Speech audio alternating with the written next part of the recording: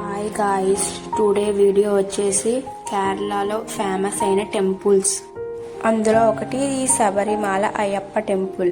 ఈ టెంపుల్ కేరళ రాష్ట్రంలో ఎంతో ప్రసిద్ధిగాంచిన పుణ్యక్షేత్రం. హిందువులు అయ్యప్పను హరహర సూతుడుగా భావించి పూజిస్తారు. ఇక్కడ యాత్రలు ప్రతి ఇయర్ నవంబర్ నెలలో ప్రారంభమై జనవరి నెలలో ముగుస్తాయి. సుమారు 3000 అడుగుల ఎత్తులో దట్టమైన అడవిలో 18 కొండల మధ్య కేంద్రీకృతమైనదే ఈ అయ్యప్ప స్వామి ఆలయం.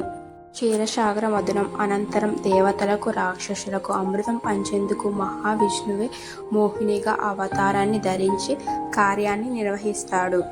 తరువాత అదే రూపంలో విహరిస్తున్న మోహినిని చూసిన శివుడు ఆమె పట్ల ఆకర్షించబడతాడు. వారి కలయికతోని చైత్రమాసము ఉత్తర నక్షత్రం చతుర్థి సోమవారం నాడు అయ్యప్ప స్వామి జన్మిస్తారు.